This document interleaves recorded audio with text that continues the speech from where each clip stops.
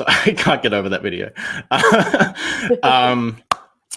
Hey, everybody who's watching, thanks for joining us live. And for those who are listening not live and on Spotify or the podcast that we make later, this is our 10th ever live The Nurse Break Q&A. And this is really exciting to have 6 guests. I don't know how we've managed to organize it, but in a week we've managed to organize 6 guests all at the same time, all grads, all recent grads. And they're all doing critical care or acute care grad placements across Australia. We've got Queensland, Vic, and NT. So super excited to have everyone watching, and thanks guys for joining. This is live, so for everyone watching, there may be the occasional glitch. You may have some audio. We may have some audio issues. We lost Jen a few times in the back end of this before we started. Oh, we've lost Will already, and so this should be good. And if you guys have any questions at all about being a grad, preparing for your grad year and so on, all you have to do literally is type them in the comments and we can ask them live to all our guests. So I'm going to introduce everybody really quickly and then we'll go around and hopefully Will joins us again. I don't know, he's disappeared. So we've got Amber. Amber is a grad nurse and she has done her grad year in orthopedics, the COVID-19 ward, anesthetics and recovery, and scrub and scout. We've got Emma from Northern Territory. She did a cool grad year up in Alice Springs on the surgical ward in an emergency. We've got Will, who should be joining us again. He just disappeared. And he did neonatal intensive care, NICU, and he did adult and pediatric emergency, and he's from Vic. We have Amy, and Amy is currently doing her TSP in emergency, but her grad year was outpatient hemodialysis, pretty cool, and upper GI and gen surge. And I don't know much about hemodialysis, so it'll be interesting to hear about that. And we've got Wes. Wes graduated not last year, just he was a recent grad, not anymore. Currently works in resus, but his grad year was pretty cool. He did adult and pediatric emergency. And then we got Jen, and Jen did something really cool as well. She did something a bit different. She did medical cardiac and orthopedics and urology. So yeah, can you guys all hear me? Just give us a thumbs up. Amazing, we did it. And hopefully Will join us again. He'll probably send me a message. So look, sorry about the corny video at the start. It's a bit Pixar, as Amber said. This is going to be pretty chill. So if you guys have any questions at all, chuck them in the comments. We'll ask them live. So I guess we'll just start off with each of you guys. We'll get you to unmute yourself one at a time. Maybe Amber, if you just want to introduce yourself, where your grad year was, what type of patients you were sort of looking after, and what are you excited to talk about tonight? Awesome. All right. So as introduced by Jackson, my name's Amber. So I did my grad year. I just finished in February and I was in the largest regional hospital in Victoria. So as mentioned, I did orthopedics where you get your elective patients, so your joint replacements or your more traumatic incidents such as car accidents and also mechanical falls in the elderly patients. I then rotated to the COVID ward, which is pretty self-explanatory what I worked with, but there were mainly patients waiting for COVID results, so SCOVIDs as we'd call them, suspected COVIDs or positive patients. And then when I went to recovery and anaesthetics, I obviously worked with patients post-operatively in terms of managing their post-operative care and pain and things like that. And then now I've just finished my rotation in Scrub Scouts and I've just taken on a 12-month contract. And I feel like a lot of people don't know a lot about Scrub Scouts. It's a bit of a hidden kind of area unless you get a placement there. So it'd be cool to talk about that tonight, hopefully. But in my Scrub Scout role, I do urology, plastics, ENT, gen surge, obs and gynae. So I do quite a lot. So it's a very broad field and I'd be really interested to chat when we have a chance. So good. And you literally have just finished a shift and you had a code green. And yep, we can talk about what code greens are and code pinks, because I honestly, before I worked in emergency, I'd only heard of a met call and a code blue. I didn't know there were code pinks, code greens. I only learned that a few weeks ago. So we can chat about all the codes and when you started grad year, what all these different codes and things are. Emma, let's get you on. So yeah, would you like to introduce yourself? Oh, hi, my name's Emma and I'm a new grad. I finish actually 19th of April, so pretty soon. I decided to go the rural route and I did my grad year out in Alice Springs. It's been pretty interesting. I did 6 months surgical and 6 months now in the ED. large like Aboriginal population. I'd say most of our patients are Aboriginal, and quite strong culture out here as well. Alice Springs Hospital has like a catchment area of like 1.6 million square kilometres. So we take people from across the SA border and across the WA border as well. So quite a big area of patients coming a very long way to get to hospital. Yeah. And are you outside at the moment on a sun deck? I am outside, yeah, out near the pool. That's so cool. We'll dig into some questions about metro versus rural, I think, later, because like I feel like the experience is quite different. You know, probably finishing a shift and lounging by the pool and the humidity. Actually, it's pretty dry heat. Pretty dry heat. I guess that's true. I guess Darwin upper is more humid. Yeah. And everyone watching, Emma has written an amazing article. It hasn't come out live yet, but on the website, you'll be able to read it under the grad section. It's like it'll make you want to go rural, like for sure. Thanks for that, Emma. Wes, you happy to introduce yourself? Hey, thanks, Jackson. Yes, my name's Wes. I completed my grad year in emergency last year in February. And since then have been working both in emergency and resus, both for peds and adults since then. And this is my second year out, I think, if math is not my strong point. And I very much I was one of the lucky ones to get a grad job in my dream job straight away. So I've always wanted to do emergency since second year of nursing and managed to get that out the ballpark. So I was very happy with that. That's so cool.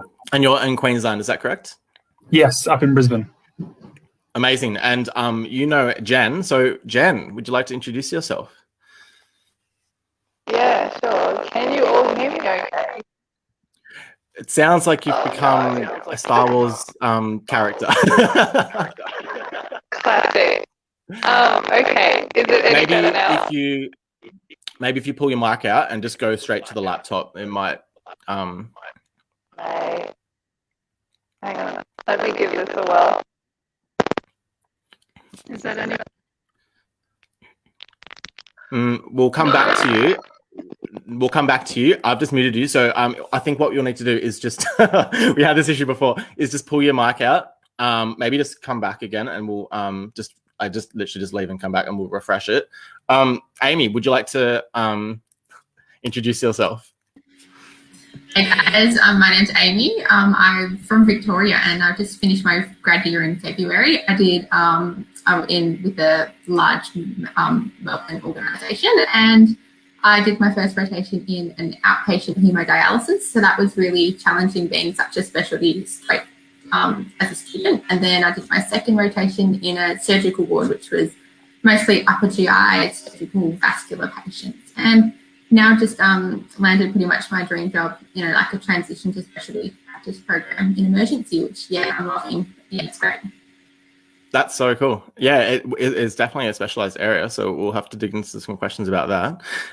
Thanks for that. And Will, lucky but not least, last. That's not how the saying goes. But anyway, Will, would you like to introduce yourself? Yes, my name's Will. I did my graduate year at Monash in their complex care stream. I started off with 6 months in the neonatal intensive care unit. And then for the second 6 months, I spent it in the emergency department with Jackson. And now I've actually moved up north to Queensland now. Nice. And what's your plans up in Queensland? You're gonna so you did a Bachelor of Paramedics as well. You trying to get into QAS? Yeah, try get into QAS and go down that route for a bit. Cool. And you're working casual on the side, just as an RN, just agency? Just bank. Super cool. Super cool.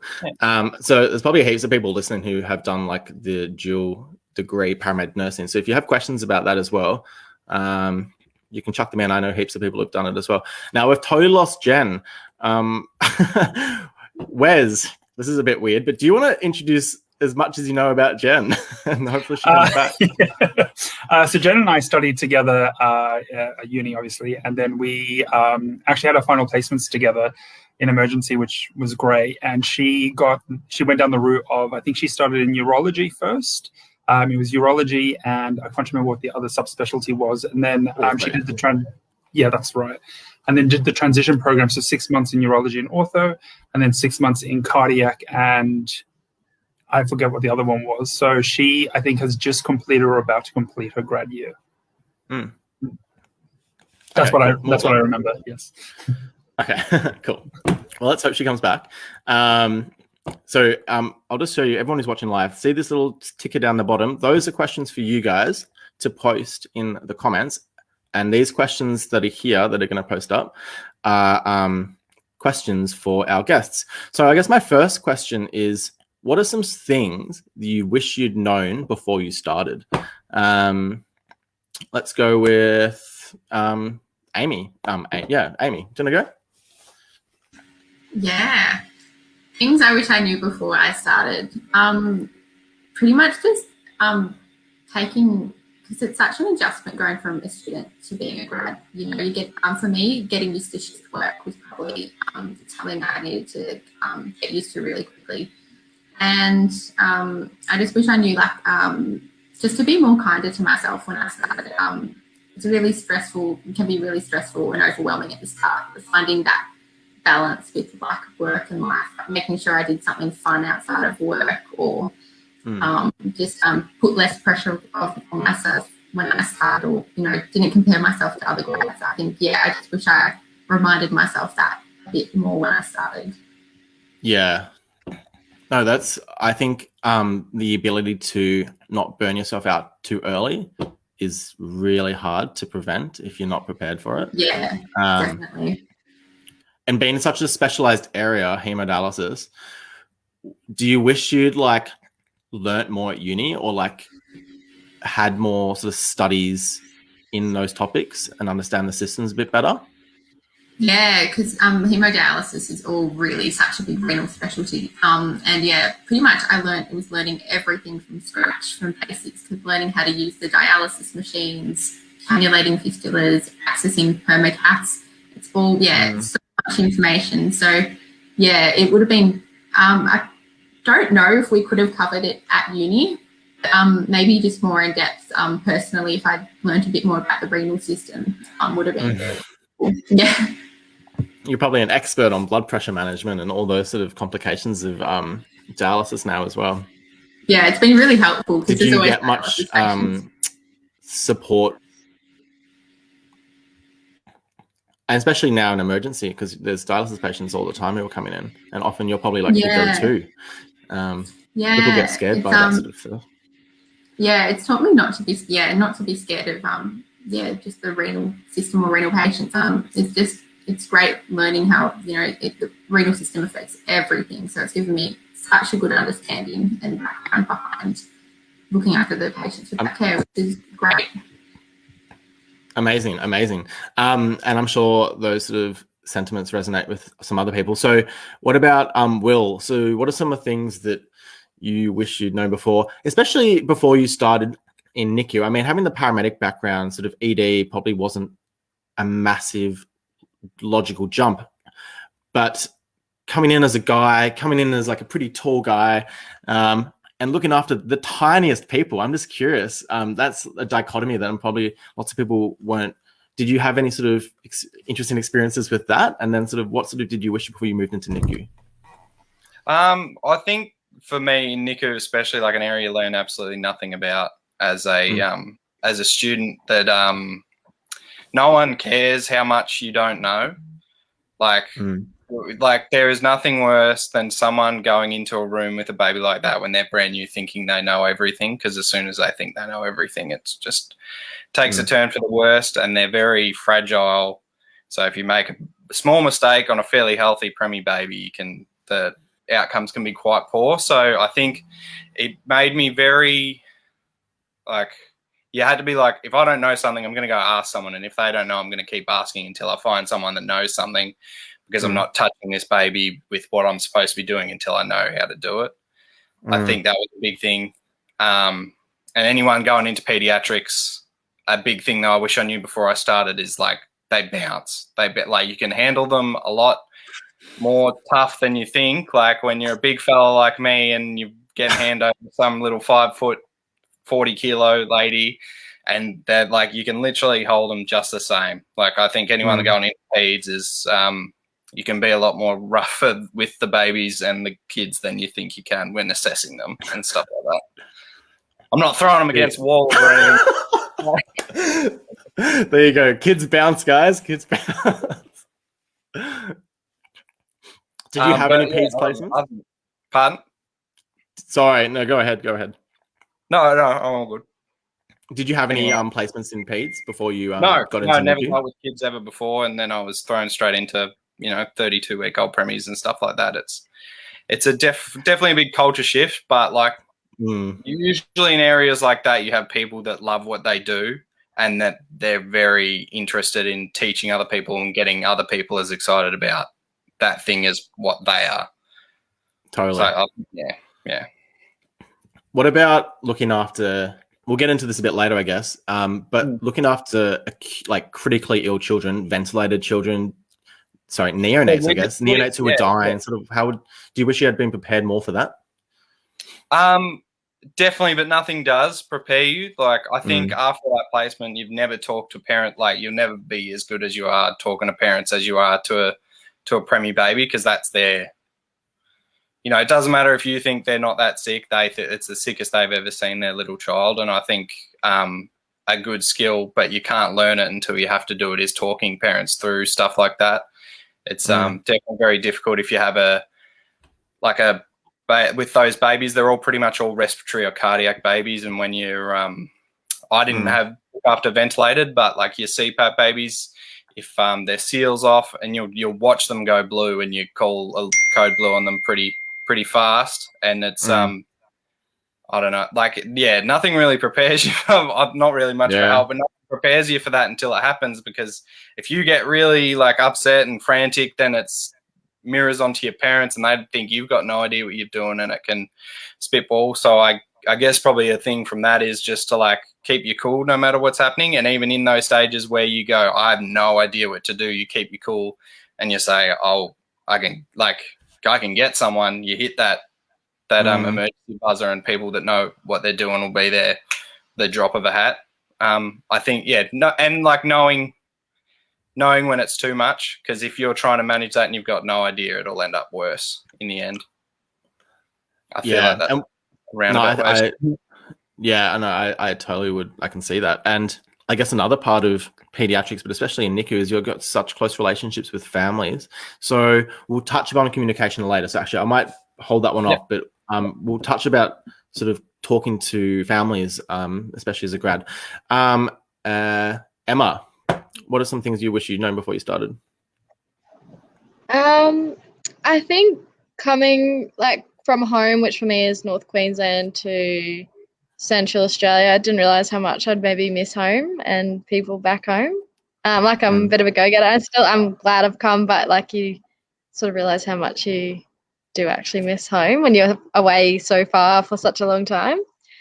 I also wish I'd known maybe or been a bit more comfortable with sort of the shifts that you do and like working shift work, because it definitely took me a while to break into that, especially night shifts. At the moment, even as a grad, I'm doing double night shifts of roster, so 4 and then another 4, which is like quite a lot to manage. I think I finally got it down pat, but it definitely took me a while to be able to like sort of work out how to manage that. And not be miserable.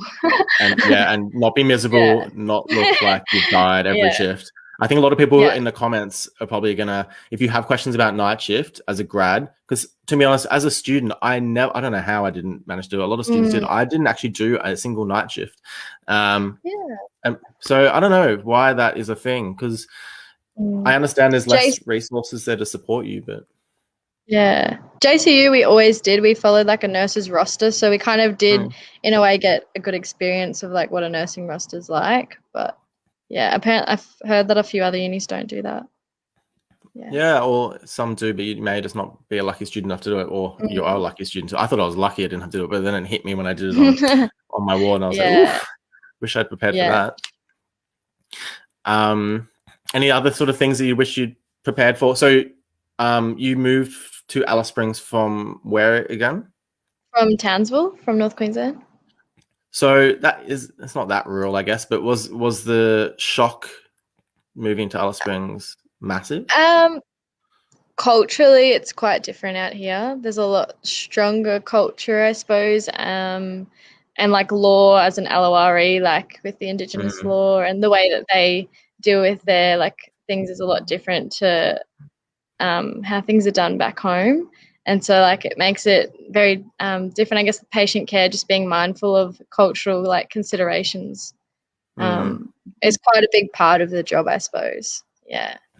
Did you get much preparation for that? You know, we did do some Indigenous cultural like subjects at university, but I feel like actually being in and amongst it is completely different than anything you'll read in a textbook.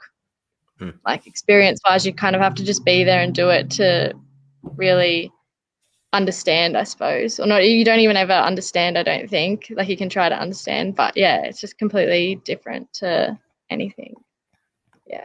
Yeah, no, thank you for that. Yeah. And Amber, I guess you did some very interesting placements. You did orthopedics, COVID-19, which we definitely wouldn't have expected. And then you did some anesthetic recovery, scrub and scout. So there's a lot of things that you probably weren't prepared for, but what are some things you wish you'd known before you started?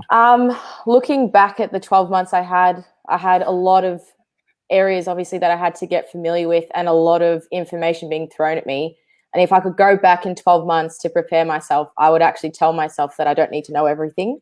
I put a lot of pressure on reading up on everything, knowing all the meds and trying to know what people have spent 4 or 5 years plus to have the knowledge. And I was trying to compare to that. So that would be something that I would have done differently, is to take that step back. And I feel like when I'd started to realize that and I did that, I was a lot more receptive to, you know, the things that I was learning, the skills that I could do in my scope. I was doing them with a lot more confidence and effectively too. So it kind of cleared my judgment a little bit, taking that pressure off. What about perioperative sort of nursing? Did you have any experience or preparation for that before you did it? I was hoping to get a placement as an undergrad, but I didn't. So going in, I was completely fresh. And it was a big culture shock for me, like in terms of nursing. For me, I wish that I did perhaps maybe speak to some nurses that I knew that were peri-op nurses, because I feel like that's the best way to get an idea of the shift work, the type of work that you'd be doing and things like that. So I wish I had a little bit more contacts to talk about that. But sometimes for me, if I just jump in and I get in, I enjoy it a lot more and I get more out of it. So it was a good and a bad. Yeah. Yeah, and I can see that. I think a big sort of inspiration for the nurse break, so the articles, was there was no content to get an understanding of any of the fields. So in regards to perioperative, I've actually just interviewed the perioperative nurse practitioner, really rare sort of role.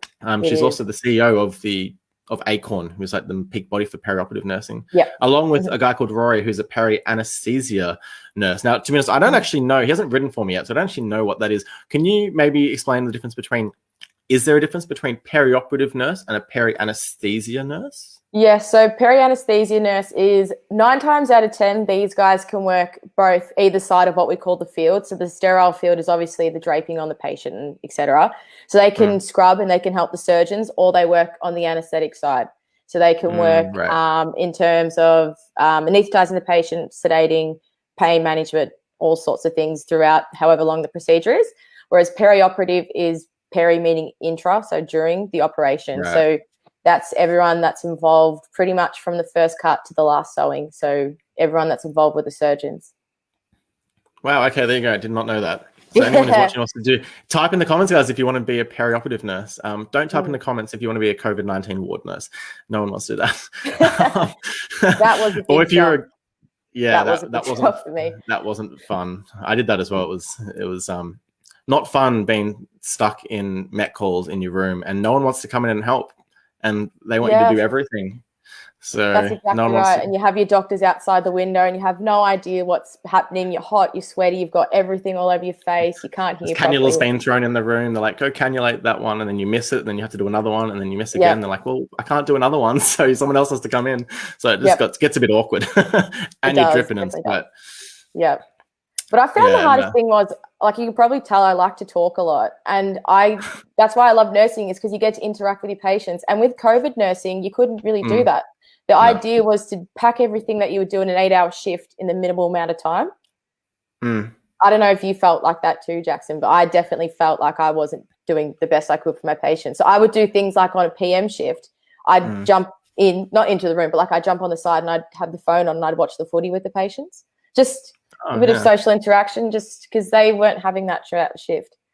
Yeah, That's totally. what I found hard about that rotation. Did any of you other guys, what were other some of? This wasn't one of my questions, but what were your experiences in the Northern Territory, for example? Maybe in NICU, Will, you would have been in NICU during this. Feel free to jump in with your mics, but what were your experiences with COVID? In Alice Springs, I found it really tricky. I was on the surgical ward when I first got here. And because we had patients coming from across the border from SAWA, anyone at that point at the start that had come from interstate had to be quarantined. So we were bedlocked in the hospital because everyone was needing single rooms. People were having to stay in their rooms and not come out. And like culturally, it was very hard, like for patients to understand that too, and patients' families not understanding why they can't go in the rooms to visit them.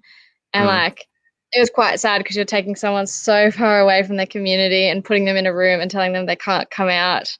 And then visitors that are coming to visit them, you're telling them they can't go in, and then they're not sure why. And half the time you walk down the corridor and there's like people in the room and you're like, no, you've got to get out. Like, you're not allowed in there. And so that was quite hard to manage, I felt like, here in the NT, with just, like people coming so far away and then just being locked in a room, not really quite understanding why. I feel like the grad year is already hard enough, and then to add all this shit on top of it just makes it like another level of complexity. Also, just to add for people who don't really understand as well, like a lot of the patients here, like they don't speak very good English. Not always. Sometimes it's like their third or fourth language. So sometimes it can be quite hard to try and explain why you're doing something, like why we might have to tell them to stay in that room for so many days. Yeah, it's challenging. Jen, in case we lose you again, thanks for that, Emma. We might get you to just jump in. We'll see how your mic goes. Do you want to just quickly sort of tell us about sort of where your grad year was, what type of patients you saw, and then sort of what was your experience with doing all that plus COVID? Okay. So, can we all Perfect. hear me? We can. Amazing. Oh my gosh, Perfect. I'm having a champagne tonight. Well,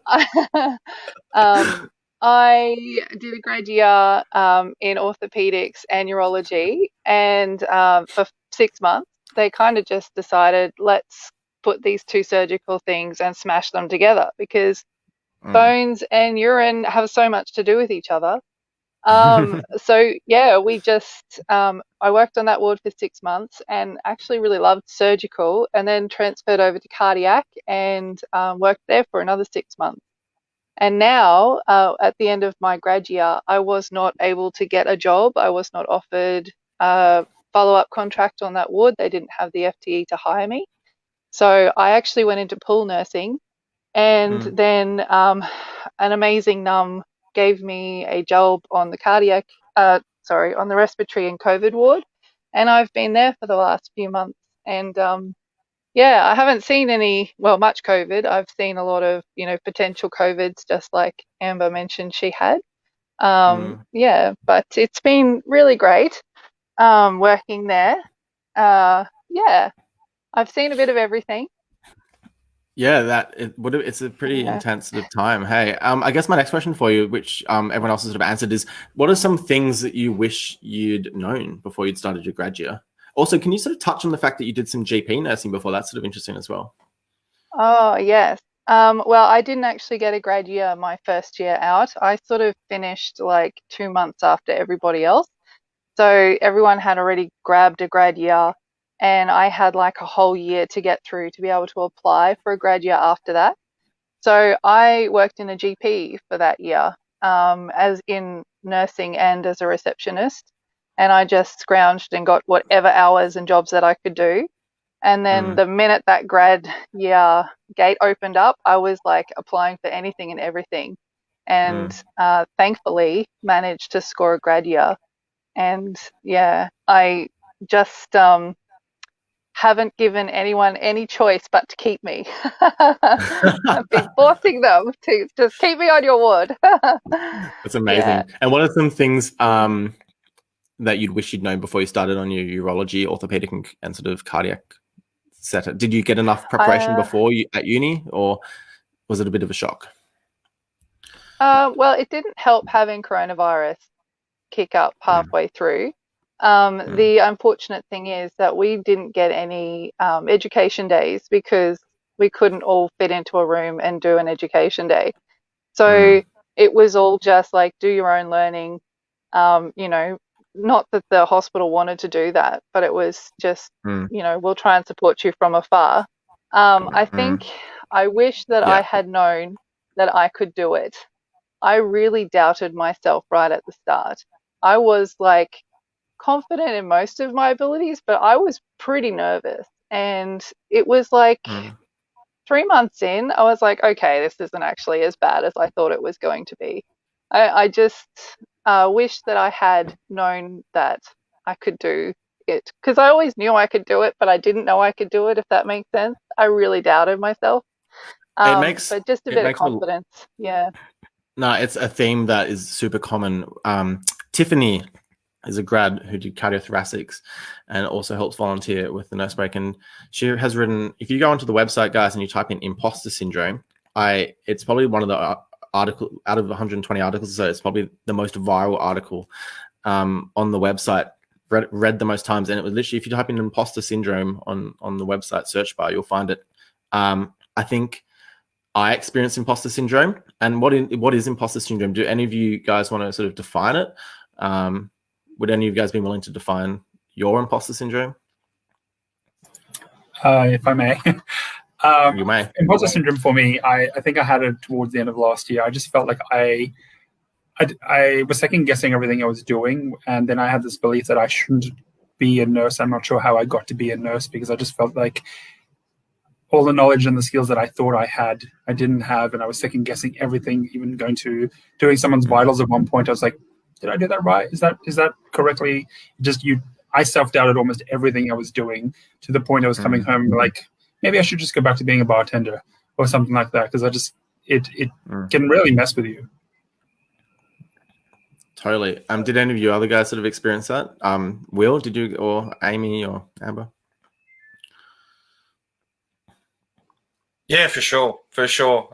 Especially when you looking after, like, I've got a lot of references from that NICU job because I was told that I did very well in it, but there was about probably 3 or 4 months in, there was people saying like, oh, you're doing really well, and I'd go home and I'm thinking, far out, like, if I just lucked out with with babies that are well, it's making me look like I'm doing a good job. I actually have got no idea what I'm doing. Yeah, especially when you're in like ED or any sort of high acuity area, I think it becomes a lot more prevalent, because you're like, people might tell you you're doing well, but you just feel like oh, I don't know what I'm doing. But that's completely like a lot of the people you work with that have been in EDs or NICUs or ICUs or stuff like that, there's no way they got confident until 5 years in, and you're thinking, far out, I should know everything this early. Like, why don't I know all this stuff? And it can play on your head a lot, but I think towards moving through like the 7-8 month, I found a good way to sort of just separate work life and home life, and just to not worry. Like, it sounds like stupid to just not worry, but like, you just sort of found that, look, I know what I'm doing, and I know what I can do, I know what I can't do, and the stuff that I can't do, I shouldn't really worry about, because it's not within my scope anyway. I think like that goes back to that sort of like trying to know stuff that people that have been doing the job for 4 or 5 years only have just sort of started to know, and it's not within your ballpark. So just leave it out of your ballpark until it is within your scope, I guess. Like, that's sort of how I come to terms with it, I guess. Yeah. Yeah, no, very valid advice. I experienced similar things to that. I did too, but the only thing I would add on to what Will was saying was I felt like at a point, especially when I was doing the COVID ward nursing with positive patients, was having the reassurance. I had to always go to someone else and say, hey, I've done this, is this right? And I had to hear it from someone else there and then. I couldn't wait till the next day or the next shift, if that makes sense. I needed that reassurance, so I knew it was right then, so then I could move on to the next task. And it started to affect my time management skills and things like that too. So I had to learn to take that step back, gain that clinical confidence in yourself, for me. And then I found that kind of, as I said before, it just lifted the pressure off. Yeah, I don't know if you guys felt that, but I just needed a lot of reassurance at one point. Yeah, that's exactly the same as me. Yeah, I needed, especially with a lot of the clinical skills, I really lacked confidence doing that. Just say being a puncher, I would need I wouldn't have the confidence to go do it by myself. I would always either handball it or just try, or just be too scared to even try. Now it's different in ED. Now I'm just going in and doing it, which is great. But just getting the reassurance, and then there was just one day in a shift, I'm like, actually, that's just, you just need to, like, I kind of pulled myself together, and I was like, actually, I just need to go in and do it, and then it's actually okay. But just confidence, it kind of grows on you. And it came as a surprise to me with some of the skills, which was good. So I guess one of the next questions, and I sort of touched on it a bit, was what were sort of some of the biggest shocks or learning curves you experienced? And I'm going to pop a few up on the screen, and that are very common ones would be medication administration, time management, workload, and acuity. So especially in critical care and ED sort of areas, if you're doing that. Another sort of big shock for many people is making decisions and being able to advocate for patients using graded assertiveness if necessary, if people are aware of that. Another one is shortcuts, about doing shortcuts that you know are wrong, because you learn as a student that they're wrong, but more experienced nurses may take shortcuts. May not necessarily be the wrong thing to do, but you may start taking shortcuts. We've talked about imposter syndrome and self-doubt, which is some sort of big shocks. So did you guys want to touch on sort of any of aspects of medication administration? Because for me, giving 2 Panadols, the first time I was like, oh wait, I don't need a nurse with me to double time me. That was a shock, to be honest. And I got 2 nurses to double check my Panadol. I know for me, when I first started my medication round, like first day ever by myself on the ward, it took like an hour and a half, because I had the MIMS open on one side and the medication chart open on the other, and I was like checking contraindications, like things that you know from uni, like you know this stuff, but I was like, oh, hang on, can aspirin be taken with this? Like, I was just freaking out. It was like the longest medication round ever. I mean, it's way better now, but at the time it was like hectic. People were looking in like, is she still going? Yep, that's me. I just did it. I just took my time. I was like, whatever, keep going. It's your just registration. Work within my own limitation. Yeah. I mean, it's my registration. That's right. So if I want to take forever on med round, I'm going to do it. You know? Totally. I think also in regards to that, as students, it's really good once you become a grad or as a student to come up with a list of like time critical medications. And that sort of comes back to time management. But if you're going to miss everything that's not going to cause harm to the patient acutely. So know your time critical medications. That's your Parkinson's. I'm not going to get the whole list out, but there's your Parkinsonian meds, your antibiotics, some of your antivirals, your anti-seizure meds. We can go on and on, but some of the meds have to be given, otherwise there's acute harm to patients. So if you're going to take when I was on Gen Med, we'd be doing 8 o'clock rounds at 11 a.m. some shifts, and you just get to the point where you don't stress anymore because there's nothing else you can do. You'll have 2 Met calls. As long as you've got all your time critical meds in and you're making sure everyone's breathing, they've got a good set of obs, then things can wait. And I learned that the hard way as a grad. What about some of you other guys? Did any of you sort of experience, what were your experiences with med administration? I think for me, if I can jump in, one of the things was learning to time manage all the double checking of medications in the morning, especially on the surgical ward. You've got all these IV antis, you've got all these DDs for pain relief, and just even IV fluids and your clexanes, heparins. Just learning how to, again, prioritize and get what needed to be given first, and finding who's working next to you, just giving them a heads up, saying, I've got this to do. Is there a chance that you can come in and just help me smash these all out in the morning? Giving your colleagues a heads up, that will really help me in the busy days, busy shifts. Yeah, no, totally. Was that you going to jump in, Amber? Yeah, I was just going to say something a little bit different. For me, I found it quite hard on an ortho ward with all the IV antis, obviously getting them double checked, but I wasn't used to the pumps at the hospital because my hospital, even though I live in the same town, I had never done a placement there. So I wasn't used to the pumps that they use. So for me, it took me a good 2 weeks to get my head around it all. And I'd always second guess and always have to triple check that there was no air in the lines. I primed it properly. And for me, that was a big I had to slap myself into gear and go, yep, you've done it right. Let's move on to the next patient, because I was spending way too long doing it. Yeah, no, totally. And this sort of moves on to the next point, which is about making decisions and advocating for patients. So Emma, we might start with you, and we might go to Will. Can you sort of touch on sort of at the start of your grad year, sort of your experiences with realizing that you actually are the one making decisions and you actually now need to speak up for your patients when something's wrong?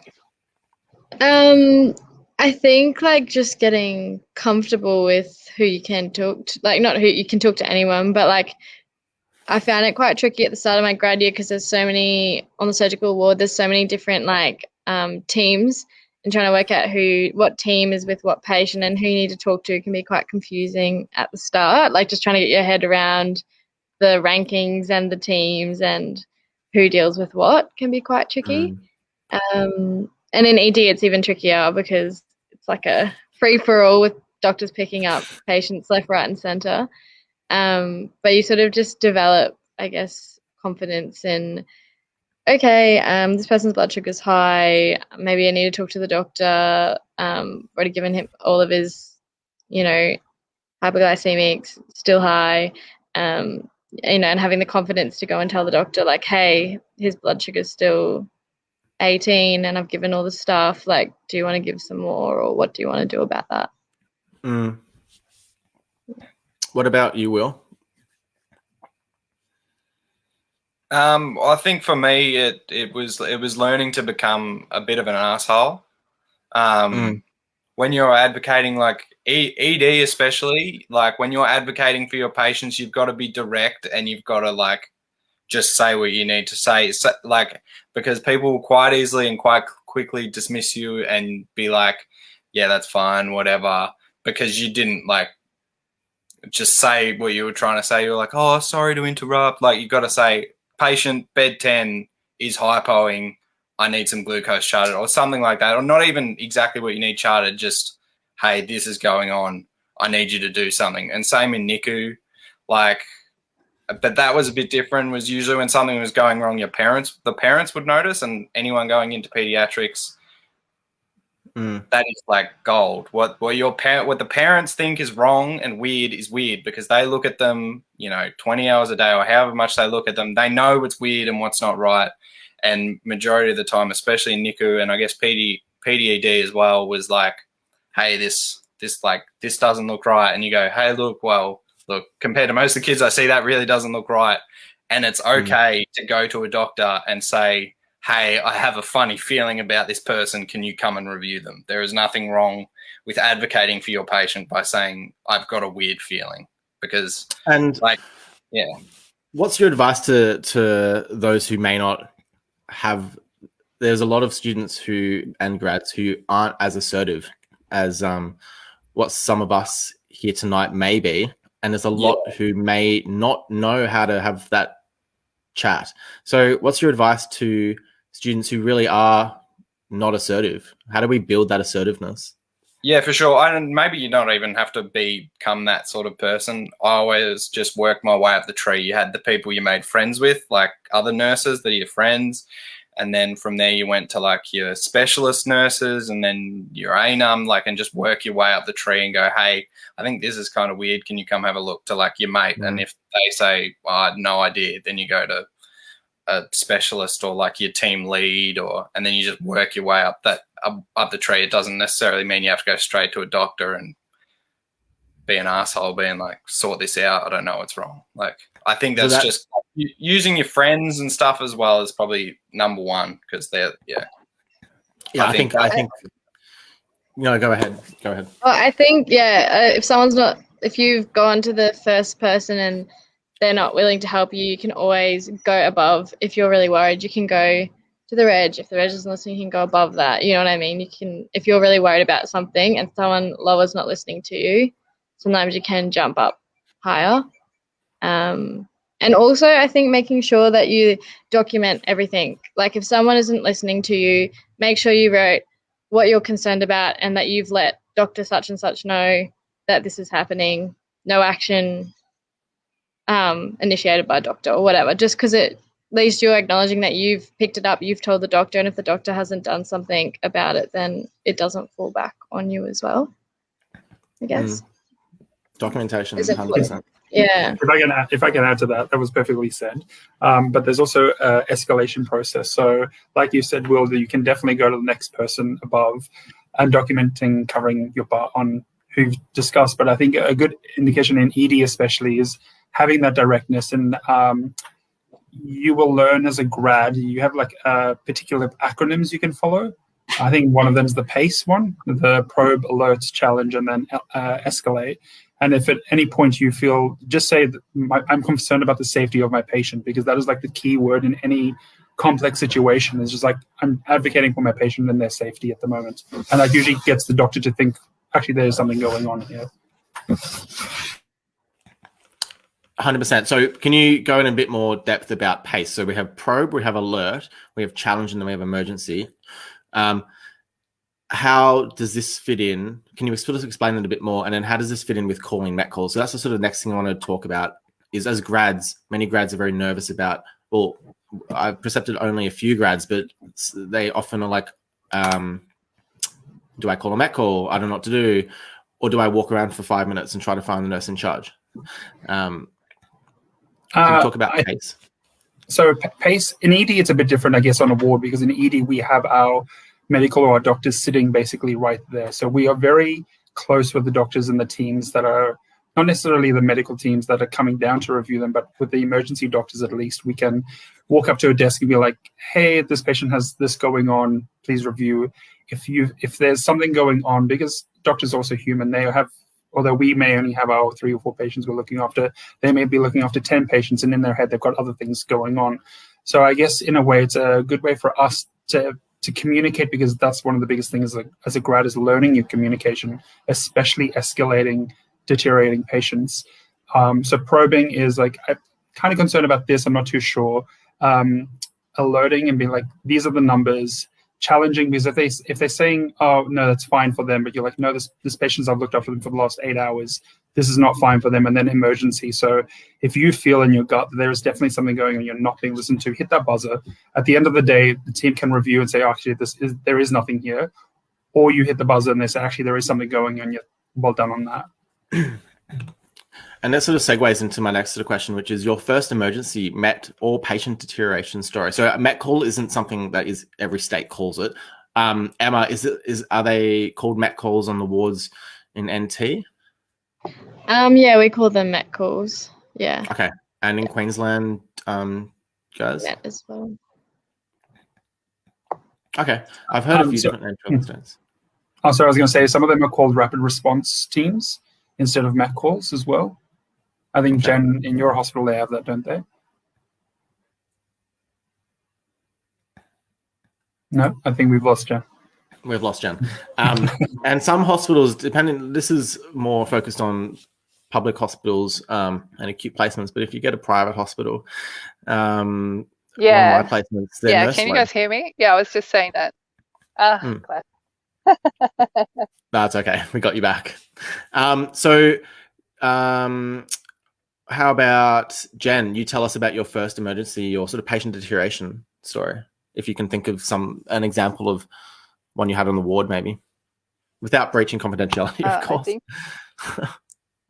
I think there is a delay. Is there on my mic? I had a patient who. No, can't hear me. Can you? Yeah, we can hear you. Yep. I had a patient who was. Oh, cool. There's a delay. She was like I had her the day before. She had like a respiratory issue, and she was fine the day before. The next day, I'm looking after her, and just she's acting a little bit funny, but she could tell me where she was. She knew time, place, all of that, but she just wasn't acting herself. And I ended up calling RRT, Rapid Response Team, or a MET call, and the ICU nurse who came along, she like asked me, "What have you called an RRT for?" And I was like, I don't really know. It just something doesn't feel right. Yeah. Like it's like something feels really, really weird to me, and I don't know what it is. And I think that and she's like, "Yep, that's perfectly fine." And she did end up completely, like, she had a GCS of like 4 by the end of the day in ICU with a tube down her throat, like on life support. Had some really rare respiratory disease.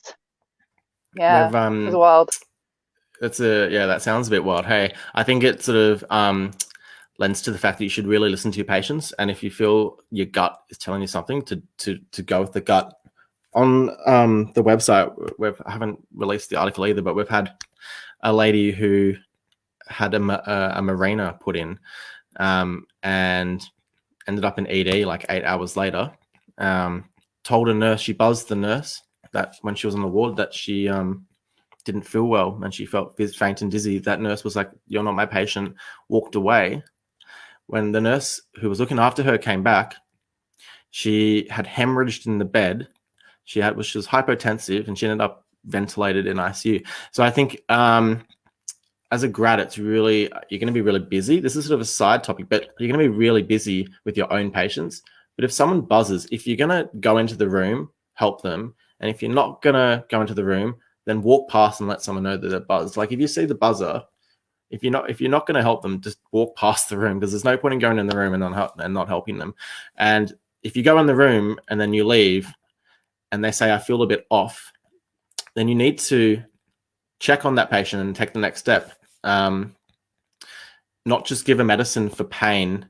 A good example is a patient, one of my patients, a grad,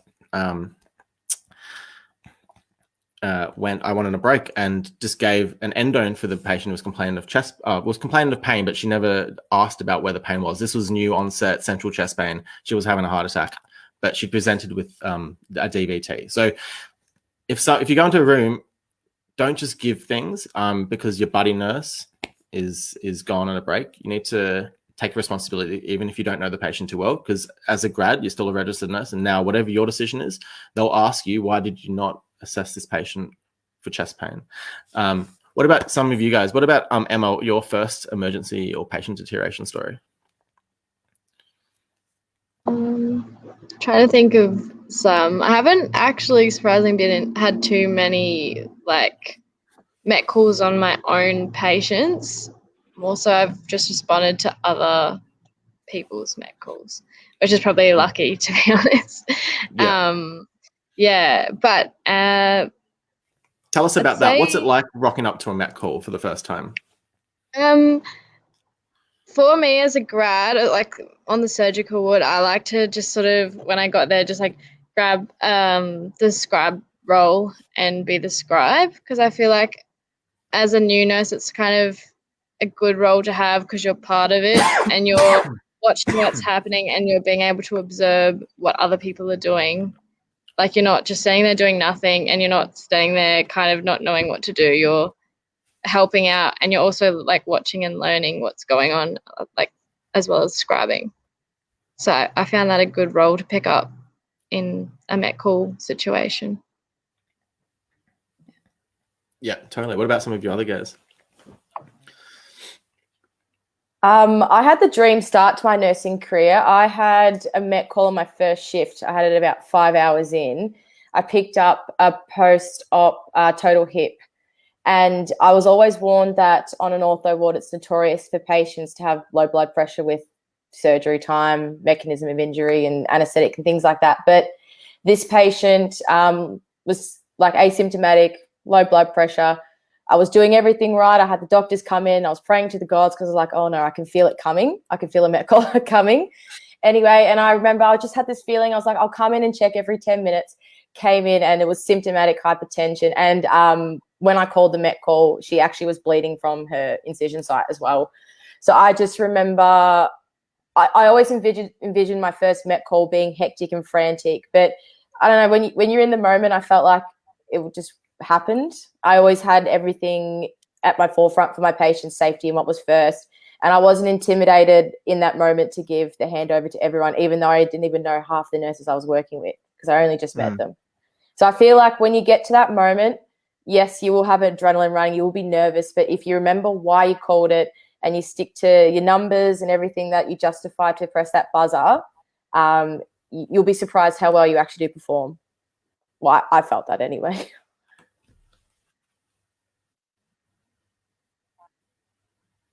What about someone else's experience? I think Jackson might have just froze. I had a it was kind of a false Met Call in my grad year. So I remember as clear as day, I had a alcoholic patient came in with abdo pain from increased intoxication, was on a number of different infusions, and handed over GCS 15, final night, all good, went in to do my baseline set of obs for the morning, had a discussion, all good, and then I think within the 2 hours of that, had a sudden drop in GCS, couldn't stay awake, couldn't verbalize anything. And it was a really good learning curve of communication, escalation, and kind of running through, like you said, knowing your numbers and what's going on. And at the end of it, it just turned out to just be hypoglycemia that we just had to give some glucose for, and everything was fine. But I remember the adrenaline going, why did I call this? What's going on? He's dropped his GCS. Like, you're running through 1,000 things, and you're just like, did I do the right thing? Did I not do the right thing? Am I going to get in trouble for calling this at the time? It definitely runs through your head a lot, especially your first one. And it doesn't have to be traumatic either. Like you said, you had to bleed. Mine was just hypoglycemic that no one seemed to, including myself, didn't pick up until they were in resus. And I think a key lesson for anyone listening is whatever you do, all you honestly have to do is remember doctors A, B, C, D, E, and you'll find the problem. Literally, if that's the one thing you take away from this, to be safe. And to any clinical question you get at your grad interview, start it with doctors A, B, C, D, E. Is whatever question they ask you, it doesn't matter if honestly doesn't matter if they give you a patient family member is being aggressive and how you're going to deal with that. It doesn't honestly matter. Start with check for dangers, RSBC, A, B, C, D, E, for any of the clinical sort of scenarios you'll get. Amy, I know you said you had to leave at 7:30, but we're still here. Maybe you've lost track of time, but I'm curious. Yes. In hemodialysis, maybe answer this one and you're free to go. What was your sort of experiences on the ward in hemo or the other rotation? With Met Calls? Yeah. Yeah, probably more the surgical ward. We had more Met Calls. I know actually my last week as a grad, I had I think 6 shifts in a row. I had a Met Call every night on my night shift for my last week. So it's just a matter of really just making sure you escalate care. If you think something's wrong, just step up. We had a patient who had that slight change in GCS and ended up being transferred to neuro HDU because me and another grad would work with the patient over a few days and we were like, oh, actually something's really not right today. And similar story, like with the incision bleed, we had a patient whose blood pressure was just plummeted, and we're going, what's wrong? Yeah, just breaking it down to that doctor's A, B, C, D, like really, and just your systems assessment, like look at the patient head to toe, like GCS and then respiratory, cardiac, just looking at the patient and like even explaining in the medical to the doctors, being like, okay, this is the GCS, and just work your way top to bottom. And I found that was a really good way of just assessing the patient. So, but yeah, really nerve-wracking first medicals. Always nervous. Thank you for sharing that. Did you need to go? Yeah, I actually do. But yeah, thank you so much for having me. And No, thank you for coming on. It was great. Bye. See ya. So I think for anyone who is a grad or your student and you're going for a grad interview, remembering doctors A, B, C, D, E is super important. Any of your interviews, you are going to get a clinical deterioration patient question. And you start with that. And your common ones will be hypotension, chest pain, falls. Come on, guys, shoot them out. I've just gone completely blank. What are some other common ones? You got seizures, falls, chest pain. Respiratory. Increased Hypoglycemic respiratory. event. Yeah, those are sort of the common ones you're going to get. So I guess if you're going to prepare for anything, just read up on your basic nursing management from your textbook on just maybe the top 6 common signs of deterioration, because guaranteed you'll get one of them at least in the first few weeks of your grad year. Amy sort of alluded to night shifts, so I sort of want to talk about burnout, but then more so night shifts, because this scares everybody. So Emma, tell me about your night shift experience and sort of how did you manage and prepare for those, and what advice would you have for grads? Yeah, so on the surge ward, I did 4 night shifts a roster, which was 2 and 2 split. And now on ED, I do 4 in a row, and I do, not always, but like a lot of the rosters, I'm doing double nights, so 4 and 4. And when I first started, I really struggled with it. You feel like crap, and you feel like you don't see anyone, you don't do anything, and like everyone's doing all this fun stuff, and you're having to sleep and then go to work. And at the start, that's what I was doing. I was just sleeping all day, getting up, going to work, sleeping, getting up, going to work. But I've sort of worked out now that the first day of night shift, you can sort of get away with not sleeping as much, and then going to bed as soon as you get home from work, but then being up in the afternoon sort of to do something, like maybe go out to dinner with your friends before night shift, or go for a walk, or do something really helps, like seeing people, like even if it's just for a little bit before work, really helps you not feel as gross.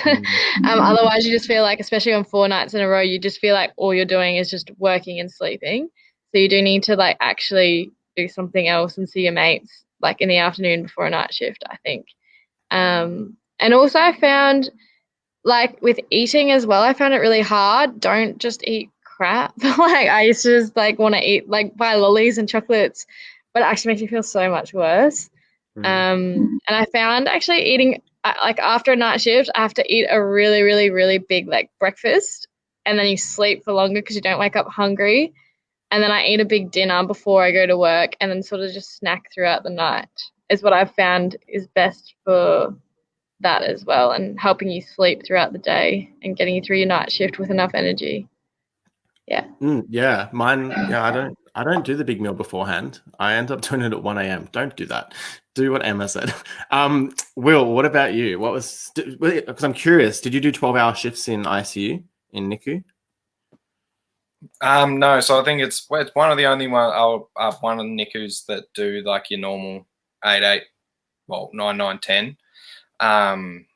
But like I think when it comes to night shifts, you just got to figure out what works. Because I don't eat for the whole of night shift, but that's just what works for me. Because like you said, if I eat, then I'll just get sleepy and it doesn't work. But like I've found, you just got to find what works.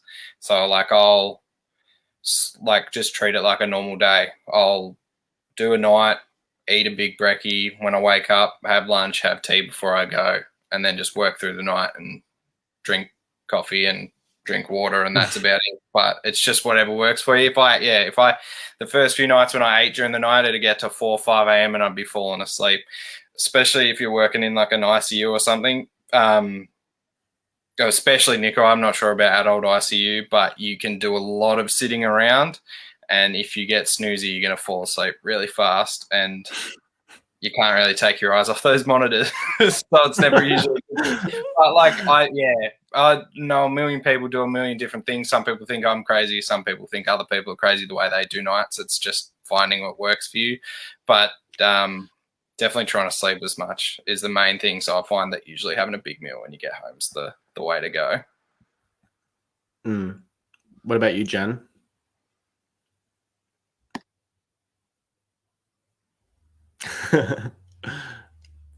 Bit of delay going on. Okay, what about you, Wes?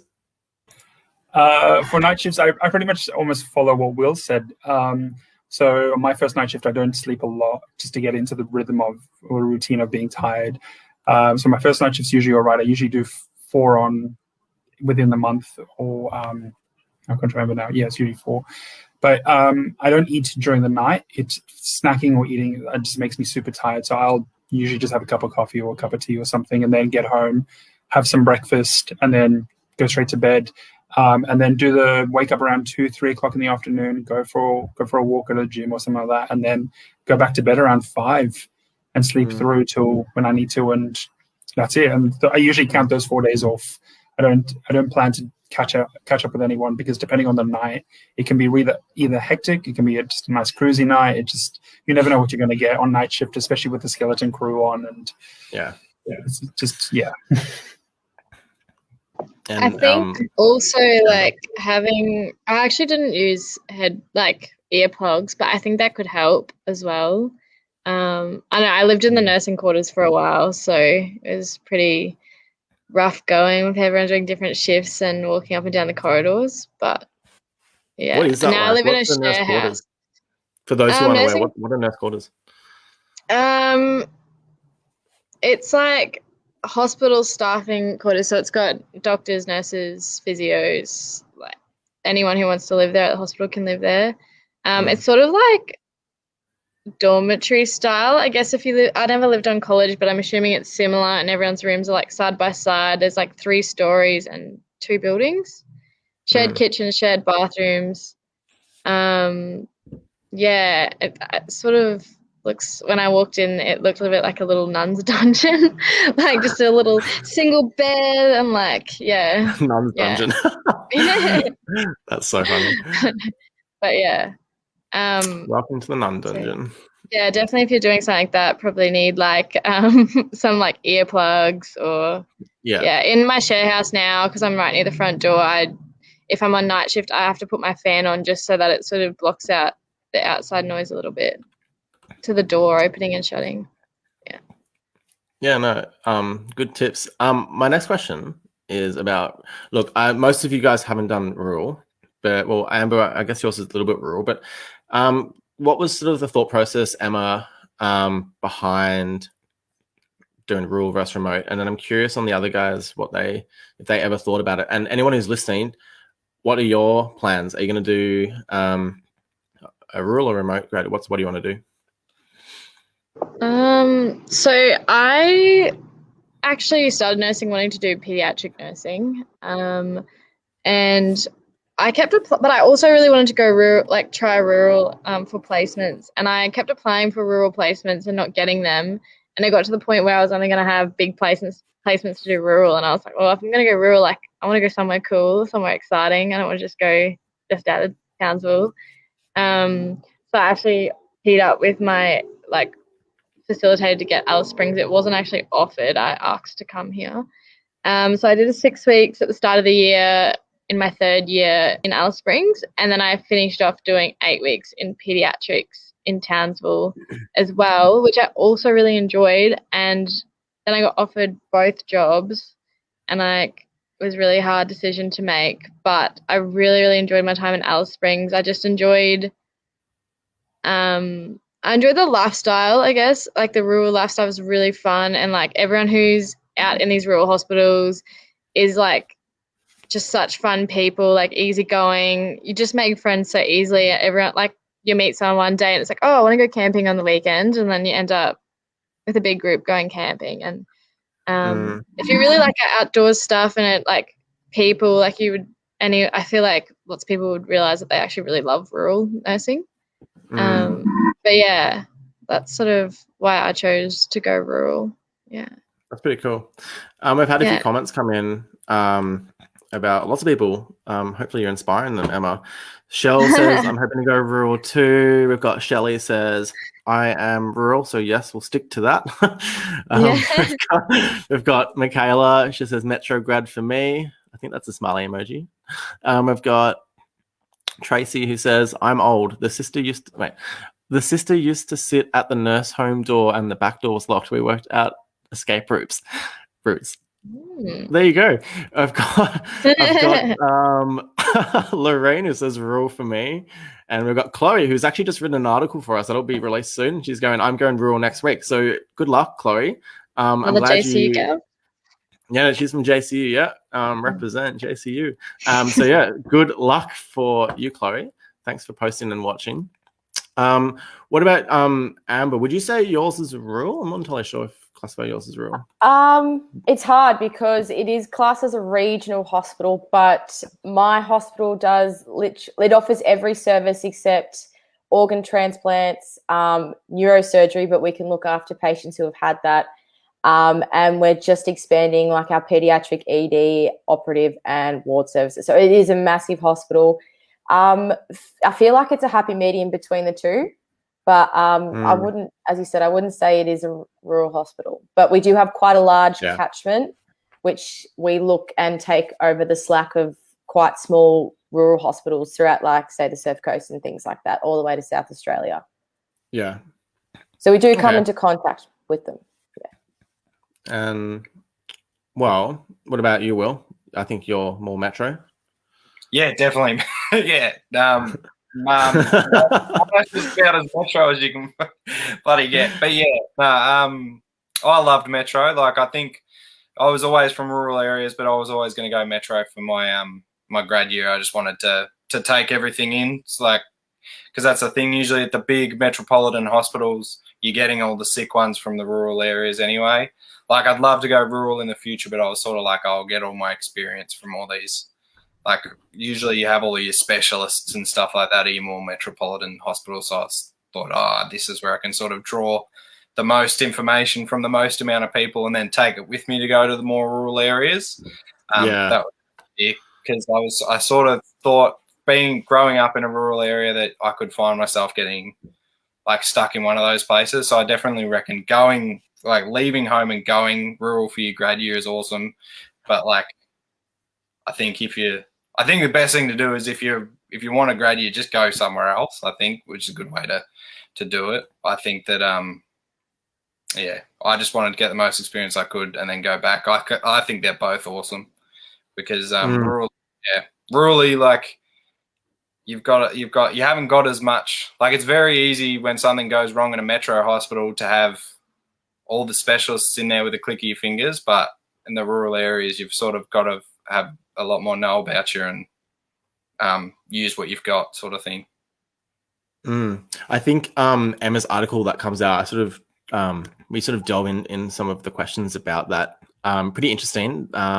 We've got a few on. If you go to the website and you go to rural and remote as the category, there's like quite a few grads and quite a few rural remote nurses, and it's pretty interesting sort of the upskilling you get quite quickly. And you can be quite a relatively junior nurse in charge of urgent care center, and you put in IO, intraosseous, and you're doing all these different things. You're working in an aged care facility and you're working in the acute care center at the same time.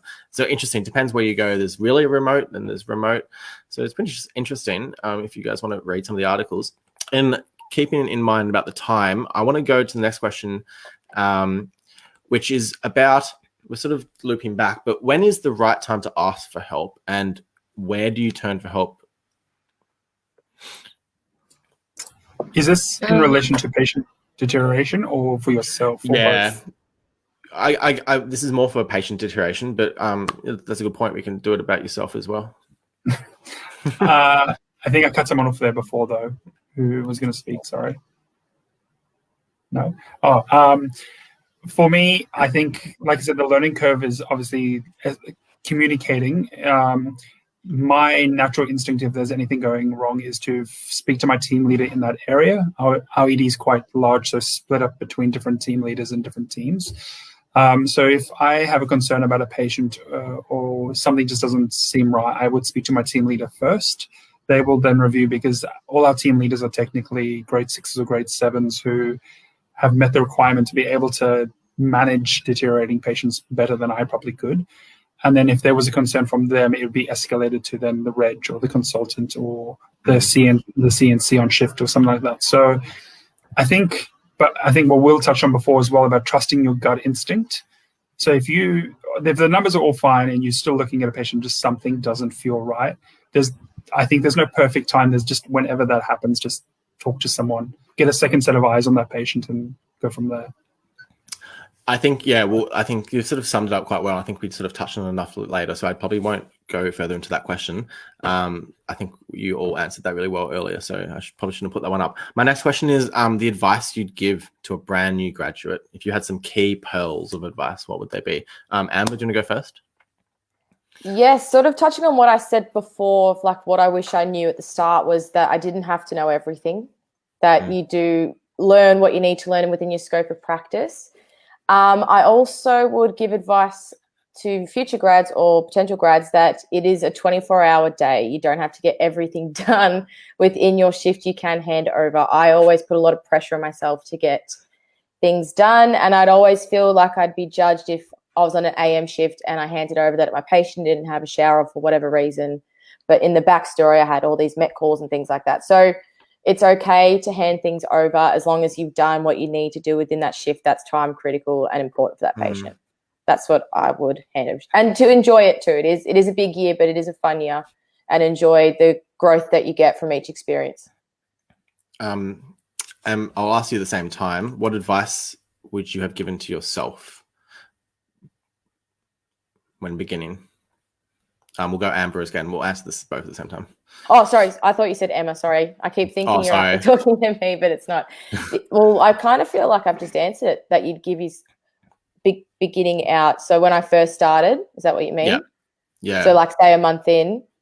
Well, similarly, I didn't need to know everything. And I think to also notice that nursing is also a team kind of sport. So you can ask for help. You can plan ahead and say, hey, can I have an extra pair of hands for this? Or I'm not too sure. Can you help me with this? It's my first time putting in a catheter or whatever it is.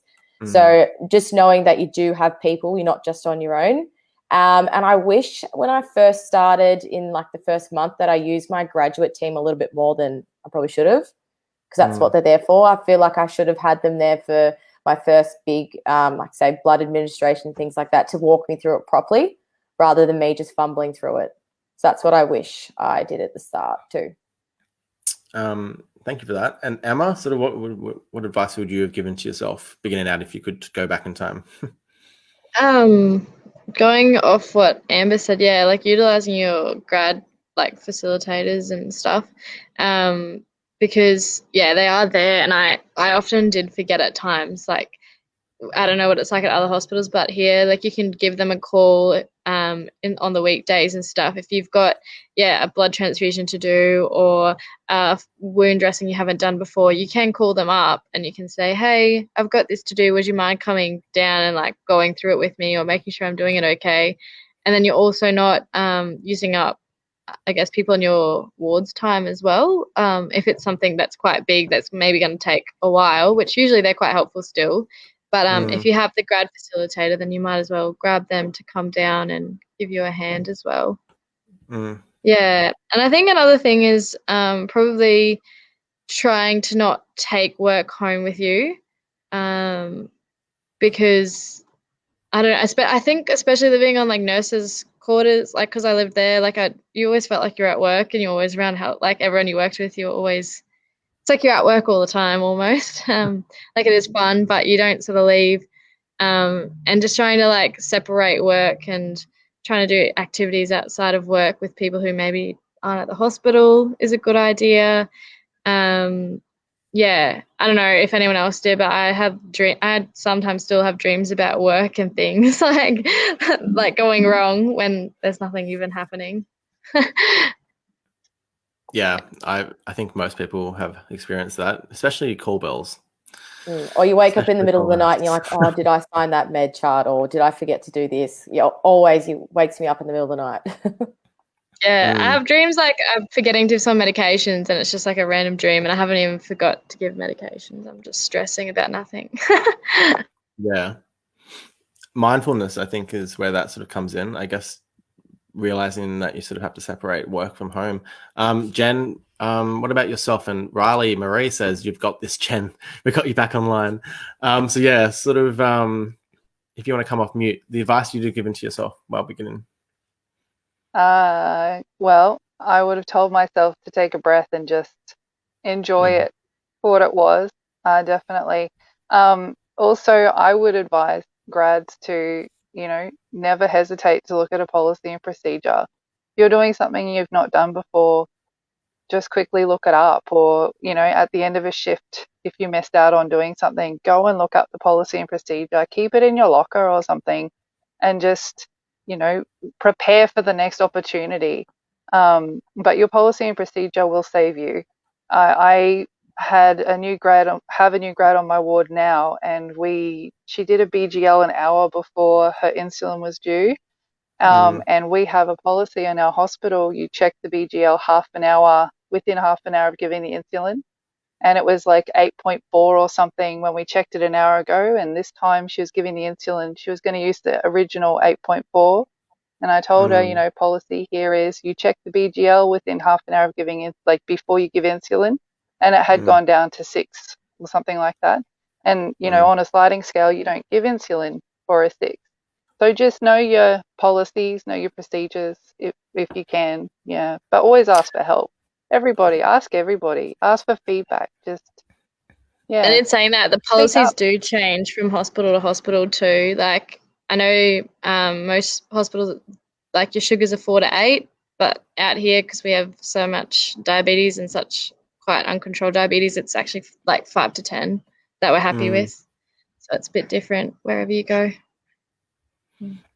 Jen, what's your answer to Naomi's question? She asks, do they give you easier patients as a grad?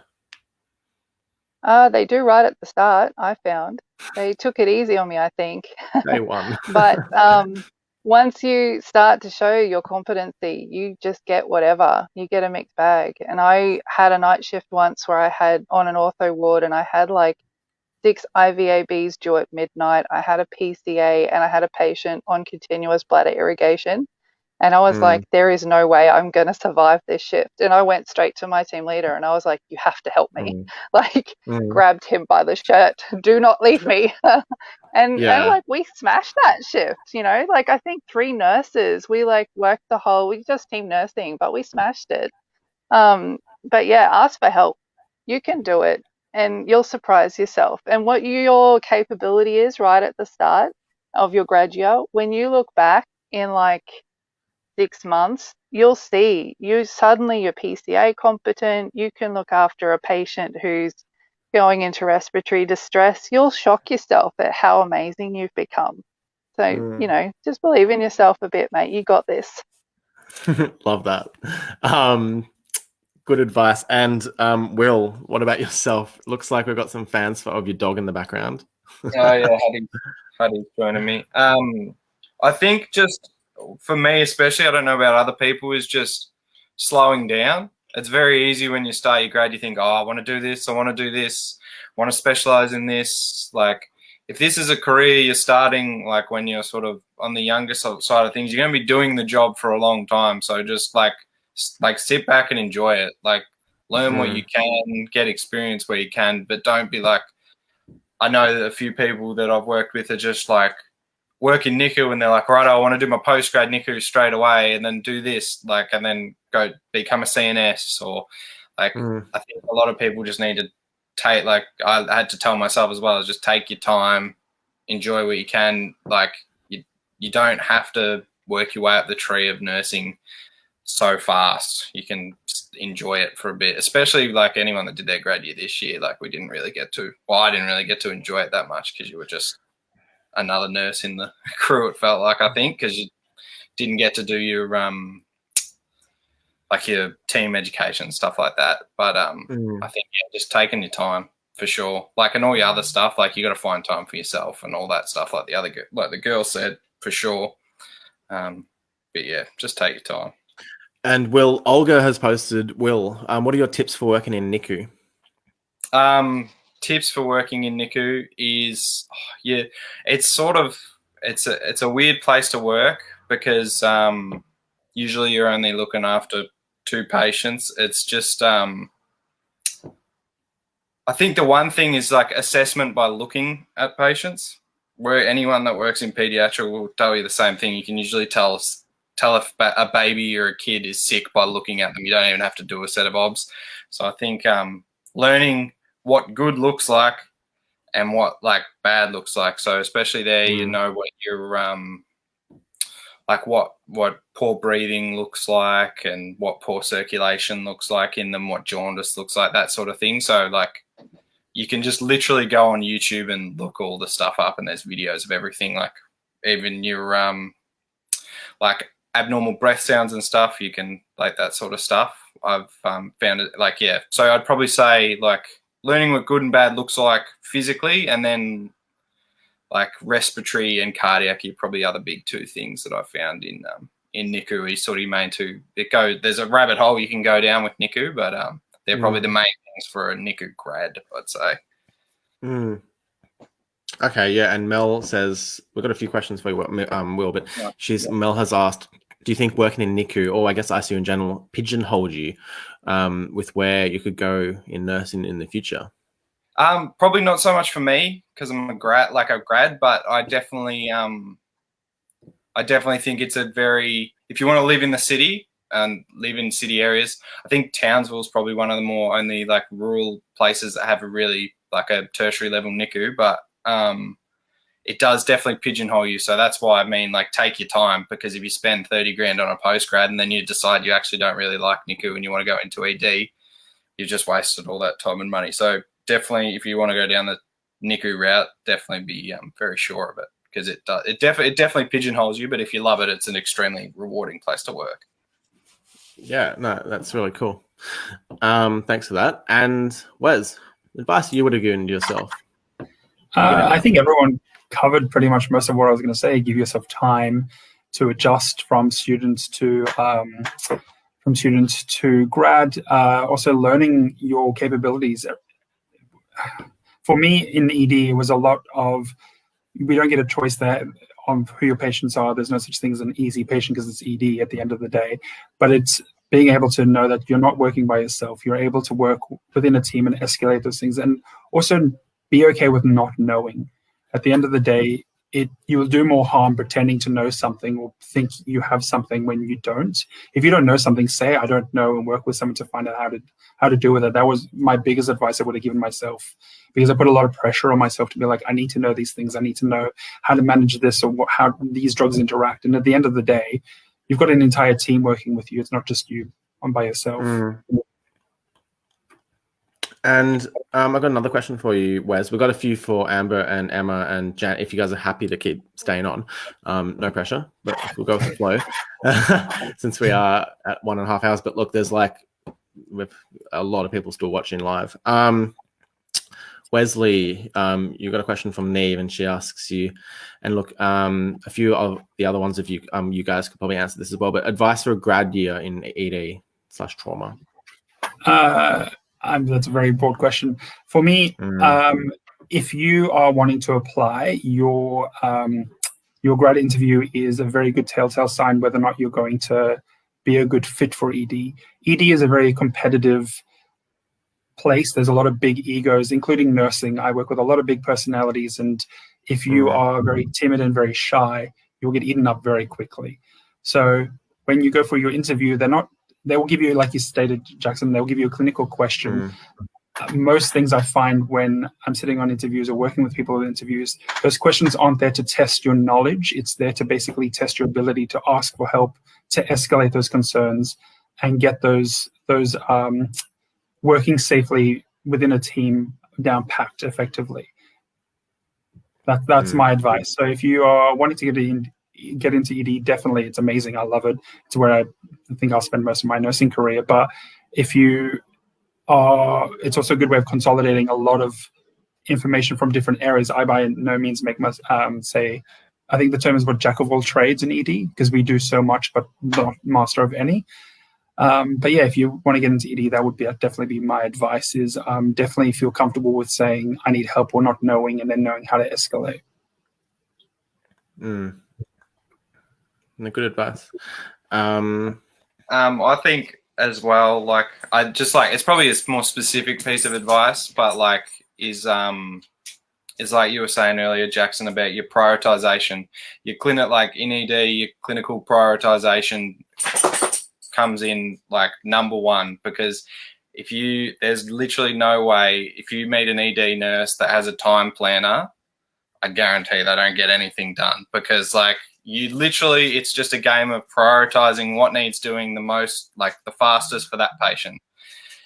And even if someone like Barb down the hall with 3 out of 10 pain needs a Panadol, it's not relevant, because you've got your like diabetic, I don't know, like you've got a DKO or something down the hall that needs insulin and glucose running. Like, it's definitely just learn to prioritize acuity of things, for sure. If you're going into ED, and like knowing how to do that is probably a big thing as a grad, because there's lots of people I think came in thinking they could have a time planner, and it just doesn't happen.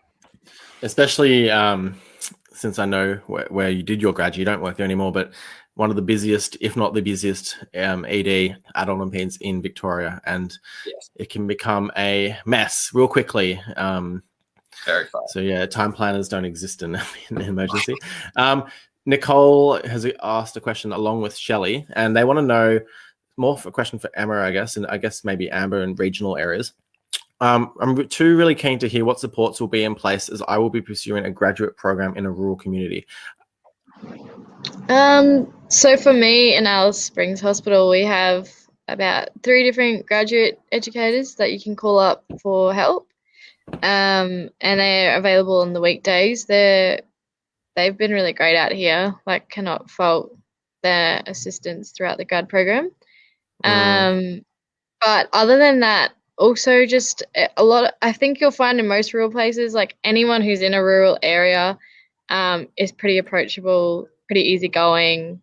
Like, that's sort of why you're there. You know, if people aren't like that, they don't usually last very long in a place in a rural area.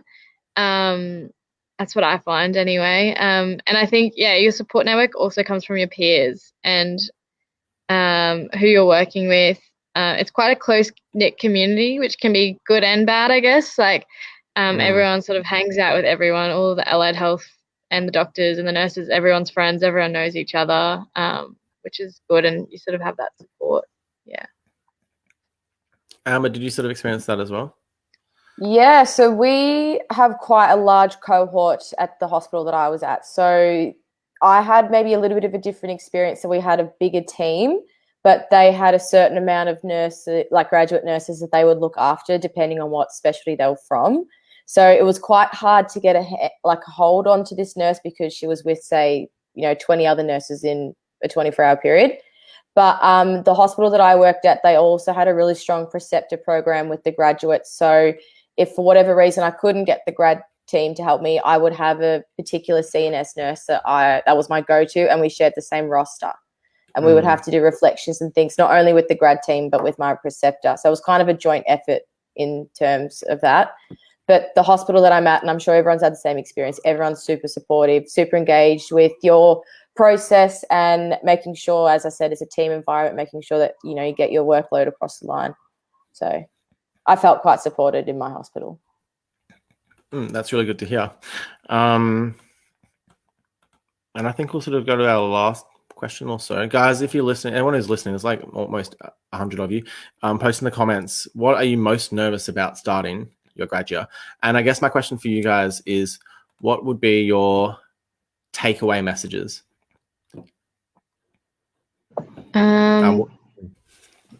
Sorry. I think just maybe a takeaway message that hasn't sort of been touched on yet in regards to like interviews and applying for grad years. I would say apply not just where you want, apply in other areas because you may not get where you want, and it's good to keep your doors open. So I applied in lots of different areas, and I had a couple of like opportunities to take, whereas I know people who only applied in one area where they only wanted to work kind of close themselves in, and if they didn't get it, they were a bit stuck without a grad program to go to. And also, I think knowing the standards, what do you call it, like the value statements and stuff of the hospital that you're applying at for your interview is really helpful to be able to like rattle them off and maybe have like ways that you can show that, or experiences you've had that show that you can follow their standards is good.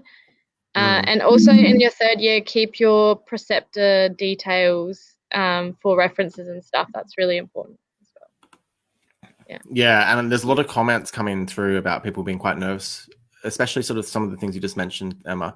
Probably some quite useful tips for those who are, there's flooding in all the comments. What are you most nervous about? And it sort of revolves around getting a job interview. Danny says making errors or poor ward culture. I think that's a pretty that does exist as well, I guess. Did any of you guys have we don't have to necessarily talk about errors, but everyone will make errors, but more so about the culture of where you did your grad year? I was going to say, like, I'm not sure about I didn't have any problems with culture, but if you don't make errors as a nurse, like, that's like, I think that's part and parcel. You're going to make errors as a nurse and not holding yourself. Like, I'm so like way up the tree of like things you can do wrong, but you're going to stuff up. And then that's the reason that you work on those things and you get better at them. I haven't met a nurse that hasn't made some sort of mistake along the way. I don't know about everyone else. Yeah, been there, done that. Yeah, nurses make mistakes all the time. It's very common. I personally found like I was super nervous about my grad interview, and I watched every video on YouTube about grad interviews. There are millions of videos about what to say on a grad interview, and I watched every single one. And do it, watch it, go find a family member, sit down, get them to ask you a whole list of questions, and just like take a breath, even tell them you're nervous in the interview. I was a nightmare. I got like a random stimulation. I had no idea I had a sim on my interview. I was in there in the wrong outfit, everything, and they're like, oh, so you're ready for your sim? And I think my face went bright red for a second, went back to normal, and I was like, yeah, sure, let's go, let's do it. And it was like I was fine, but it was a terrible, terrible fright. And in the simulation, I told them my kneecaps are jumping because they were literally bouncing from the fear of having to do a random simulation. And they laughed. They loved it. I did it in front of a panel of 3 people.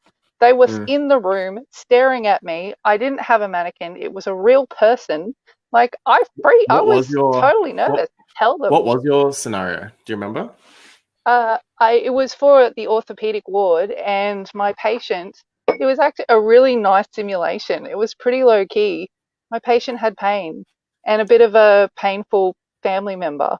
And so I like made a comment about how the family member looked like the patient's sister, and like she was an older woman, and everyone was just laughing. If I'm nervous, I respond with jokes because that's how I roll. And, I gave some endone and it was fine. So you can come to all the Met calls where I work. That'd be ease the tension. Or it's either flatulence or jokes. I don't know which one. It just happens. Why not both? Why not both? Why not both? Emma, it's become dark in the Northern Territory. Amber, what would your key tips for grads and interviews be? Sort of touching on what we've all said is obviously know your hospital values. for my hospital that I got my graduate program in, they liked a particular way for you to answer using the STAR method, which isn't quite a natural way for people to answer questions. So knowing what they require in the interview too. And also being able to show your personality, because they don't want to just see, your resume and your CV. They want to see what type of fit you'd be in the organisation.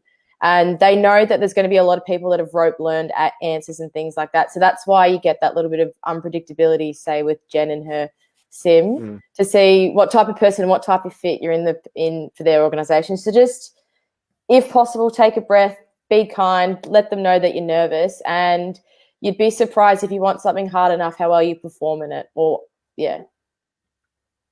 I think Anyone they're else going have to it? expect you to be nervous, you know. Yeah. They expect you to be nervous. There's no way they can expect someone who's just come out of uni to know every single answer. They're going to expect you to have a little mini panic attack. You'll be fine. Take a breath. Exactly.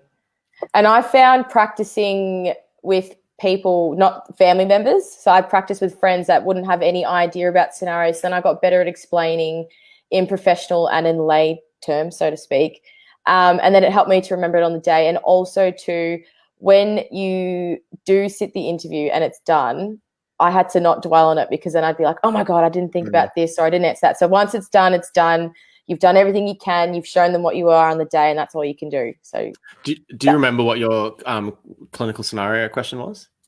So mine was a little bit different to probably what other people had. We were in a group of 6, and we had all the steps laid out for a person who had sudden onset chest pain, and we had to put in order from 1 to 12 what we would do, and then we had to negotiate that, so to speak, and prioritize what we thought as a group was important.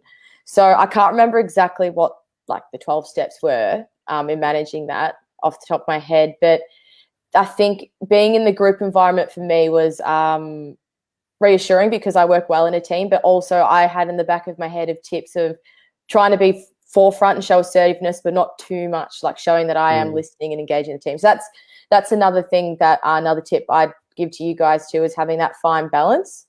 So not being too forefront, not sitting back, but still actively engaging and validating what everyone's saying.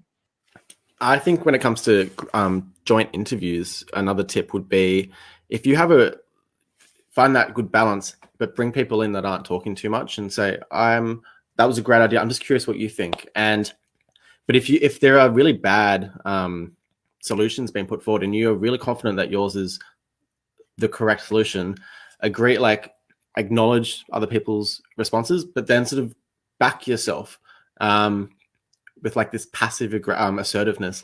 Don't be too overtly assertive, but be passionate about your solution while acknowledging other people's answers.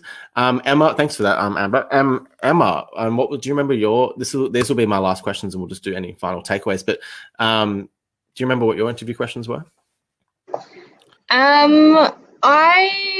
I did interviews for 2 hospitals. For the private hospital in Townsville, the first round was a sim for CPR and med calcs and stuff.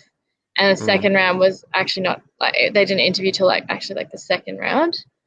And then the public hospital, they asked us, what is your what do you call it? Statement of value do you value the most out of our values? And how and why? Why do you value that the most? And then the other question they asked was why do you want to work in the pediatric ward here? And then Alice Springs, I didn't have to interview. So they just pick people. Yeah. Lucky. Yeah. Yeah. Nice. Yeah. Will, do you remember your interview questions? I don't remember specifically, but I think it was we had 3 different rounds, and there was one that was a little bit clinical, that it was a patient, and you just sort of had to identify where you thought there was some dangers, but the rest was just you pretty much selling yourself in how you work with others and what kind of personality you had. I think we had a story, and you had to you and your team had to discuss what you would rate as like the number one thing you needed down to the 15th thing you needed. And it didn't matter if you got it wrong, but it, like you said, it was showing like, how do you get other people involved? How do you work as part of a team? Are you like over assertive and don't care what other people think, or do you care what other people think? And I think, yeah, with interviews, like at the end of the day, you're selling yourself. Like, of course, it's like, I think the only thing I really needed to know about Monash when I applied was like their values, and they didn't even really care about that too much either. Like, it was a short question, like, what do you relate to the most? But then they had big questions on like, what kind of person are you? Like, at the end of the day, you're selling yourself. You're not, you know, they want to know what you're like. I think that, like, not to just set, like Amber said, not to just rope learn the most you know about the hospital, because then they're like, well, what kind of person are they? I don't know if that helps. I think knowing I found like knowing the values and stuff though, and then being able to work out how you fit into that, and like your like I don't know, I did like a document of the values and just before, just to like familiarize myself, and thought of like scenarios where I displayed that, just so that I had things just there, like, I don't know, that I could just sort of spurt out. I don't know. That's just what I did. Just made me feel more comfortable. One of the hospitals I interviewed at, the first question they asked me was, if you were a fruit, what fruit would you be and why? And it took me off guard. But look, be prepared for the most random questions. My answer was passion fruit, because I'm passionate about healthcare. Yes, it is corny, but they had never heard it before. So, like, you're going to get some clinical questions. You'll get ones about values. You'll get ones about, you pretty much, you're going to get, why do you want to work there? Why do we want to hire you? You'll get a clinical deterioration one, where you remember your doctor's A, B, C, D, E, and you justify each of the steps why you're doing things. And then you'll get some other weird ones, like group ones, ordering things. What are the priorities for the patient? What social needs do they have? So don't think holistically, think about the whole patient. Whatever the scenarios, think about the whole picture. If it's an old person and they've fallen and they've dropped their GCS and they're going to be palliated, think about the family members who need to be notified. So just whatever you do, it starts with doctors A, B, C, D, and then think about the whole painting. Okay, that would be my piece of advice. And just to add to, sorry, Jackson, I had almost every hospital that I went for, interviewed for, they would ask me why I wanted that program. And because most of us would know, and Will said he had the different stream at Monash, there is different streams you can go in a grad program. So they wanted to know why you wanted to do the general, or why you wanted to do the complex care, or why you wanted to do the aged care. So have a rough idea what sort of rotations you might be exposed to. And that shows them that you've had a little bit more of insight to look into why, and show the interest into that too. Yeah, 100%. Guys, I think we'll wrap it up there. Look, there's probably been more than 100 comments, and I can't get through to them all. And I'm honestly amazed that we still have about 70 people watching live. I see comments here about people who are midwifery students, and there's Fatima has said, there is no platform like this for us. Please do a midwifery one. And there's someone here who said something about doing one for ENs and private hospitals. So guys, yeah, that is my plan. The plan is to do it. I've got some midwives on the list, but yeah, it's in the making. This obviously was an IRN, acute public hospital related one. But yeah, if post in the comments what you want, what future ones of these you want, and I may not have thought of it before. So if you're watching this, at 65 of you, just chuck in the comments what future ones you'd be interested in having. It can be literally, think of any type of Q&A you want. We could probably put it on. We're going to do one with a whole bunch of oncology nurses. I've got a few senior oncology nurses lined up. We're going to do one on mental health. We're going to team up with Perioperative Nurses Australia and ACORN and a few different organizations. I've got some collaborations going where we're going to get all different organizations, including drug and alcohol nurses, who are going to yeah, Kieran, we're going to do perioperative. Yep, you're welcome. I'll get onto that for you. I've got some cool people coming for that one. Yeah, so yeah, thanks guys. Post in the comments what you thought of it, what we could do to improve this. I can't obviously fix all the technical difficulties.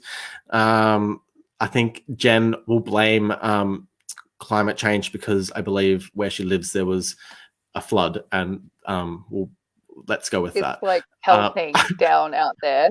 It's hectic. Yeah. Oh, it's Bell is actually like a massive storm.